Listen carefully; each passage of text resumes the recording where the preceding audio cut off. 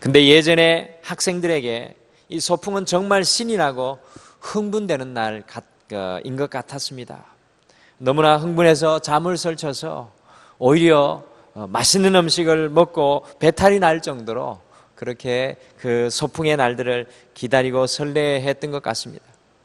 오늘 말씀 속에서 만나는 이스라엘 백성들의 모습이 이 소풍 가기 전날에 그 학생들과 같은 모습입니다. 왜냐하면 이 척박한 광야, 이 40년간의 생활을 마치고 이제 드디어 하나님께서 이스라엘 백성들에게 주시기로 약속하신 이 가나안 땅을 들어가는 날이 되었기 때문에 그렇습니다. 이스라엘 백성들이 흥분하고 신이 나고 또한 마음이 설레는 날이었습니다. 그런데 하나님께서 약속하신 가나안 땅을 들어가야 하는 이스라엘 백성들을 가로막는 것이 있었습니다. 흥분되고 신이 났지만 그들 앞을 떡하니 가로막는 장애물이 있었습니다. 여러분들 그것이 무엇입니까? 그것은 바로 요단강이었습니다. 저희 교회 성도님들 중에서도 성지순례 다녀온 분들이 많이 계신데요, 이스라엘의 성지순례를 다녀오신 분들께서는 이 요단강의 모습이 어떤지 잘 보셨을 것입니다. 강이 아니라 마치 계열과 같은 모습을 하고 있는 것이 이 요단강의 현재의 모습입니다. 그러나 여호수아와 이 이스라엘 백성들이 오늘 말씀 속에서 만나고 있는 요단강은 현재 이스라엘의 이 요단강의 모습이 아니었습니다. 특별히 지금 이스라엘 백성들이 요단강을 건너려고 했던 시기는 3장 15절 말씀해 보시면 곡식을 거두는 이 추수기였는데요, 이 추수기에는 요단강물이 범람해서 강둑까지 물이 창일하였다라고 오늘 말씀 속에 나오고 있습니다. 성사학자들에 의하면은 이 물의 유속이 약 17km 정도가 되어서요, 아이들과 가축들 그리고 여인들을 데리고 도저히 건널 수 없는 그런 강이었다고 합니다. 하나님께서 약속해 주신 땅, 이 가나안 땅을 들어가기 전에 이스라엘 백성들은 이 요단강이라는 큰 문제를 만나게 되었습니다. 그들의 힘과 능력으로 넘어설 수 없는 이 삶의 장애물을 만나게 되었다는 것입니다. 이스라엘 백성들이 하나님께서 약속해 주신 가나안 땅으로 들어가기 위해서는 반드시 통과해야 할 장애물이 바로 이 요단강이었습니다. 우리가 인생길을 걸어가다 보면 우리의 인생 속에도 우리의 삶을 가로막는 많은 삶의 문제들이 도사리고 있습니다. 오늘은 이 요단강을 건너려면 이라는 말씀을 통해서 우리의 삶을 가로막는 장애물들을 통과하기 위해서 어떻게 살아가야 하는지 하나님의 말씀을 오늘 이 요단강을 만나고 있는 이 이스라엘 백성들 그리고 여호수아의 삶의 모습을 통하여 하나님의 말씀의 지혜를 함께 발견하기를 바랍니다. 첫 번째, 요단강을 건너려면 삶의 위기를 기회로 보는 믿음이 있어야 합니다. 저희가 요단강을 건너려면 이 삶의 위기를 기회로 보는 믿음이 있어야 합니다. 많은 사람들이 삶의 장애물이나 문제를 만나게 되면 쉽게 좌절하고 낙심하고 절망하게 됩니다. 그런데 오늘 말씀을 보시게 되면 무려 200만 명의 이스라엘 백성들을 이끌고 적어도 200만 명의 이스라엘 백성들을 이끌고 요단강을 건너야 하는 여호수아에게서는 이 좌절과 낙심과 절망의 모습을 찾아볼 수가 없습니다. 여호수아 3장 1절을 같이 읽어보실까요? 1절 말씀 같이 읽어보시겠습니다. 시작. 또 여호수아가 아침에 일찍 일어나서 그와 모든 이스라엘 자손들과 더불어 시딤에서 떠나 요단에 이르러 건너가기 전에 거기서 유숙하니라. 아멘. 여러분들, 오히려 요단강의 위기 앞에서도 여호수아는 일찍 일어납니다. 어떻게 보면 흥분하고 신이 난 여호수아의 모습을 발견합니다. 여호수아는 그 위기 앞에서, 문제 앞에서 일찍 일어나 모든 이스라엘 백성들을 자신들이 머물고 있던 시딤이라는 곳에서 떠나 문제를 두 눈으로 똑똑히 바라보아야 할 요단강 앞에 진을 치게 하였습니다. 여러분들, 재미있게도 아침에 일찍 일어났다라는 이 표현, 우리 예수님도 그런 모습을 보게 됩니다. 마치 오늘 이 아침에 우리 성도님들이 이 아침에 일찍 일어난 것과 같이 그 아침에 일찍 일어났다는 여호수아의 그 삶의 모습, 여호수아 6장 12절에서도 7장 16절에서도 8장 10절에서도 삶의 문제를 만날 때마다 여호수아는 일찍이 일어납니다. 아주 공교롭게도 6장 12절, 7장 16절, 8장 17절에서도 삶의 문제를 만날 때마다 여호수아는 일찍이 일어납니다. 마치 무엇에 흥분하고 신이 난 모습과도 같습니다. 이스라엘 백성들이 약속의 땅을 들어가기에 앞서서 요단강이라는 위기를 만나게 되었습니다. 여러분들, 한자로 위기란 위험과 기회란 뜻입니다. 곧 여호수아는 요단강이라는 삶의 위기에 서 있지만 이 삶의 위기를 하나님의 기회로 보는 믿음이 있었습니다. 그래서 여호수아는 아침에 오히려 더욱 흥분하여 일어나서 이스라엘 백성들을 요단강 앞으로 끌고 가서 진을 치게 하였던 것입니다. 삶의 문제이지만 그것이 하나님의 기회인 것을 바라보게 합니다. 여호수아는 바로 이 요단강이라는 위기 속에서 과연 하나님께서는 나에게 어떤 기회의 역사를 일으키실까라는 엄청난 기대가 있다는 것입니다. 그러기에 아침에 일찍 일어나 그 삶의 문제를 도도히 바라볼 수 있는 그 믿음의 눈이 있었습니다. 이것은 모세의 수종자로 이집트를 탈출할 때 광야 40년간의 삶 속에서 경험한 여호수아의 믿음에서 나오는 삶의 모습입니다. 오히려 위기 속에서 하나님께서 역사하여 주셨던 것을 여호수아는 자신의 인생 전체에서 고백하고 있는 것입니다. 여호수아는 요단강을 건너야 하는 엄청난 삶의 위기 앞에서도 하나님께서 역사하여 주실 것이라는 삶의 기회를 볼 수 있었던 믿음이 있었습니다. 사랑하는 성도 여러분, 요단강을 건너기 위해서는 이스라엘 백성들에게 이와 같은 믿음이 필요하였습니다. 삶의 위기 속에서도 하나님의 기회를 볼 수 있는 믿음이 있어야 하는 것입니다.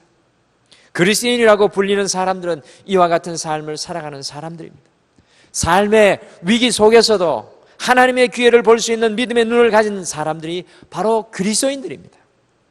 많은 신앙의 위인들이 그와 같은 삶을 살았습니다. 삶의 위기 속에서도 하나님의 기회를 소원하며 소망하며 희망하며 달려갔던 사람들이 바로 그리스도인입니다. 혹시 이 자리에 삶의 위기 속에 계신 분들이 있으십니까? 오늘 이 아침에 하나님의 기회를 바라보시며 기도하시는 이 아침이 되기를 간절히 소원합니다. 여호수아가 아침에 일찍 일어나 하나님의 기회를 바라보았던 것처럼 여러분도 이 아침에 요단강을 건너기에 앞서서 위기 속에서 하나님의 기회를 바라보는 믿음을 가슴에 품고 주님 앞에 엎드리시기를 축원합니다. 두 번째, 요단강을 건너려면 하나님의 인도하심을 따라야 합니다. 요단강을 건너려면 하나님의 인도하심을 따라야 합니다. 우리 3절을 같이 읽으시겠습니다. 3절을 같이 읽겠습니다. 시작. 백성에게 명령하여 이르되 너희는 레위 사람 제사장들이 너희 하나님 여호와의 언약궤에 매는 것을 보거든 너희가 있는 곳을 떠나 그 뒤를 따르라. 아멘. 여러분, 삶의 위기 앞에서 있었던 이스라엘 백성들을 향하여 여호수아가 하나님의 말씀을 대언하였습니다. 레위 족속의 제사장들이 언약궤를 매는 것을 보거든 너희가 있는 것을 떠나 그 뒤를 따르라. 쉽게 말씀드리면 언약궤를 보고 쫓아가라는 말씀입니다. 여러분들, 언약궤가 무엇입니까? 언약궤는 길이 1m 14cm 그리고 높이와 넓이가 68cm에 해당하는 이 크기의 상자입니다. 그 안에 무엇이 들어있습니까? 하나님의 십계명의 돌판과 광야에서 얻은 만나와 아론의 싹이 난 지팡이가 그 언약궤 속에 들어 있습니다. 이 언약궤는 바로 하나님의 임재하심을 의미하는 것입니다. 하나님의 함께하심을 의미하는 것입니다. 요단강의 위기 속에서 이스라엘 백성들이 제사장들이 맨 언약궤를 보고 따라갔다는 것은 바로 하나님의 인도하심을 받는 이스라엘 백성들의 모습을 보여주는 것이었습니다. 요단강이라는 위기 앞에서 이스라엘 백성들은 철저히 하나님의 인도하심을 쫓아가는 모습을 우리는 오늘 말씀 속에서 발견합니다. 여러분들, 출애굽을 탈출하였던 1세대들이 왜 광야 40년을 유리방황하였고 이 가나안 땅을 들어갈 수가 없었습니까? 오늘 드디어 이 요단강을 건너서 가나안 땅으로 들어가는데 1세대 사람은 여호수아와 갈렙만 따라서 들어갑니다. 성경 말씀에 보시게 되면 하나님께서 임재하셔서 이 땅으로 들어가라고 하실 때 1세대 이스라엘 백성들은 하나님의 그 음성에 불순종하였습니다. 그리고 하나님 말씀하시기를 내가 너희와 함께 하지 않겠노라, 함께 가지 않겠노라, 하나님의 임재하심이 함께 하지 않을 때 이스라엘 백성들이 가나안 땅을 들어가기를 시도합니다. 그러다 보니 이 이스라엘 백성들은 이 광야를 40년 동안 헤매는 안타까운 그 일을 경험하게 되는 것을 보게 됩니다. 사랑하는 성도 여러분, 삶의 위기 앞에서 우리는 더욱 하나님의 인도하심이 필요합니다. 하나님의 인도하심을 쫓아가기 위해서 기도에 무릎을 꿇어야 합니다. 하나님의 말씀으로 나아가야 합니다. 하나님께 더욱 가까이 가려고 해야 합니다. 우리의 마음이 주님께 붙들려져야 합니다. 요단강을 건너려면 기억하십시오. 하나님의 인도하심, 하나님의 임재하심이 우리 가운데 있어야 합니다. 오늘 이 아침에 정말 다시 한 번 더 소원하기는 하나님, 우리 가정 속에, 내 삶 속에, 우리의 사업과 직장 속에, 이 나라 이 민족 가운데 하나님의 임재하심, 하나님의 함께하심을 볼 수 있도록 주님 도와주시옵소서. 이것이 우리의 기도의 제목이 되었으면 좋겠습니다. 세 번째, 요단강을 건너려면 스스로 성결해야 합니다. 5절 말씀 같이 읽겠습니다. 5절 말씀 같이 읽겠습니다. 시작. 여호수아가 또 백성에게 이르되 너희는 자신을 성결하게 하라. 여호와께서 내일 너희 가운데 기이한 일들을 행하시리라. 아멘. 여러분들, 이스라엘 백성들이 요단강에 장이란 물이 17km의 속도로 흘러내려가는 이 삶의 문제 앞에 서 있었을 때 그들의 기대와는 완전히 너무나 거리가 먼 하나님의 메시지를 들려주었습니다. 그게 무엇입니까? 너희는 자신을 성결하게 하라. 이 대답은 이스라엘 백성들이 원하는 대답이 아니었습니다. 요단강 물 앞에 서 있는 이스라엘 백성들이 듣고자 하는 말이 이러한 대답이 아니었습니다. 우리가 하나님, 가정의 문제, 자녀의 문제, 직장의 문제, 사업의 문제, 건강의 문제를 해결하여 주시옵소서, 해결의 방법을 알려주시옵소서라고 기도하였을 때 너희 자신을 성결하게 하라는 그 하나님의 말씀이 우리에게도 동일하게 들려옵니다. 인간은, 우리 연약한 인생은 보이는 문제의 해결 방법을 구하고 있습니다. 그러나 하나님은 보이지 않는 문제의 원인을 말씀하셨습니다. 문제 해결보다 더 중요한 근본적인 질문이 필요했습니다. 나는 과연 하나님께서 쓰시기에 깨끗한 그릇인가? 가나안 땅에 들어가서 이제 하나님 앞에 쓰임 받아야 하는데 이 요단강물 앞에서 너희 자신을 스스로 정결하게 하십니다. 이것은 무엇입니까? 나는 과연 하나님께서 쓰시기에 깨끗한 그릇인가를 돌아보게 하는 그러한 일인 것입니다. 요단강이라는 삶의 문제 앞에서 있었던 이스라엘 백성들에게 하나님께서는 스스로 성결케 하라는 요구를 하셨습니다. 사랑하는 성도 여러분, 삶의 위기 앞에는 무엇보다도 우리를 정결케 하는 것이 그리스도인들이 첫 번째 해야 할 일입니다. 우리는 때로 문제 앞에 그저 주님, 우리가 피할 길을 주시옵소서. 그러나 하나님께서 우리에게 말씀하시는 것은, 하나님께서 우리에게 보시기를 원하시는 것은 삶의 문제 앞에 섰을 때 우리가 겸손히 주님 앞에 우리를 돌아보며 우리를 정결케 하는 일입니다. 삶의 문제와 장애물 앞에 서 계신 성도님들이 계십니까?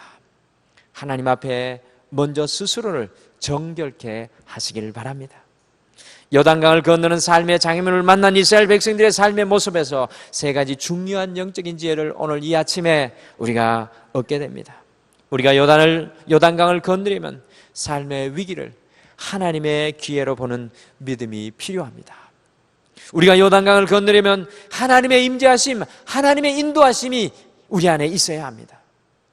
우리가 요단강을 건너려면 스스로를 제일 먼저 성결하게 해야 합니다. 오늘 이 하루 위기 속에서도 하나님의 기회를 바라보시면서 또한 하나님의 인도하심을 간구하시고 늘 자신을 성결케 하는 삶으로 오늘 이 하루도 무더위를 이기시며 승리하는 우리 사랑하는 모든 성도님들 되시기를 간절히 축원합니다. 우리 다 같이 기도하시겠습니다. 하나님 아버지, 참으로 감사합니다. 여호수아를 흥분되게 하시고 그의 삶 가운데 하나님, 과연 주의 어떤 기회의 역사를 내게 보여주시기를 원하십니까? 라는 그 선한 기대와 열정을 허락하여 주셨던 하나님, 오늘 이 아침에 우리를 일찍이 깨우셔서 이 새벽에 기도의 무릎을 꿇게 하신 것도 바로 여호수아와 같은 마음이 우리 안에 있는 줄 믿습니다. 우리 안에도 오늘 이 아침에 기도의 무릎을 꿇을 때 하나님, 나의 인생을 통하여, 우리 자녀를 통하여, 우리 교회를 통하여, 내 직장과 사업을 통하여 하나님의 어떤 귀의 역사를 이루시기를 원하십니까? 그러한 믿음의 눈을 열고 기도할 수 있도록 저희들을 축복하여 주시옵소서. 주님, 우리의 삶 가운데 하나님의 임재하심을 기대합니다. 하나님이 앞서가시고 우리는 뒤따라가는 그 하나님의 은혜의 삶을 살게 도와 주시옵소서. 길이 아닌 곳은 가지 않게 하시고 하나님이 앞서가시지 않는 곳은 쳐다보지도 않게 도와 주시옵소서. 오늘 이 아침에 주님의 지혜를 구할 때 주님이 보여주시는 그 길들을 분명히 깨닫고 알게 도와 주시옵소서. 무엇보다도 주님, 우리를 정결케 하기를 소원합니다.